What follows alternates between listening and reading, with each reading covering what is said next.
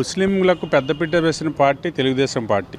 ఈరోజు వైఎస్ఆర్ పార్టీ అన్నది చాలా తప్పటి నిర్ణయాలు. ముస్లిం ఓట్లతో గెలిచానని జగన్మోహన్ రెడ్డి గతంలో చెప్పడం జరిగింది. కానీ వైఎస్ఆర్ పార్టీ కేవలం ముస్లిం ఓట్లతో గెలిచి ముస్లింలను ద్రోహం చేసిన పార్టీ అయిపోయింది. ముఖ్యంగా చంద్రబాబు నాయుడు గారు ఉన్నప్పుడు తెలుగుదేశం పార్టీ హయాంలో ఫస్ట్ మైనార్టీ ఫైనాన్స్ కార్పొరేషన్ స్థాపించింది అన్న నందమూరి తారక రామారావు గారు. తర్వాత మైనార్టీస్ గురించి దుకాణవర్ మకాన్ స్కీమ్ పెట్టారు. ఎవరైతే నిరుద్యోగి అవుతున్నారో వాళ్ళకి అలా ఇల్లు కట్టుకోవాలంటే ఇల్లుకి నిర్మాణానికి డబ్బులు ఇవ్వడం కానీ, అలాగే మైనార్టీ ఫైనాన్స్ కార్పొరేషన్లో నిరుద్యోగ యువతకి 1,50,000 నుండి 2 లక్షల వరకు సబ్సిడీ ఇచ్చి రుణాలు ఇచ్చేవారు. ఇప్పుడు అవి తీసేశారు. అవి కాకుండా రంజాన్ తోఫా, ముఖ్యంగా రంజాన్ పండుగ వచ్చినప్పుడు పేదలకి రంజాన్ తోఫాని ఇచ్చేవారు. అది లేదు.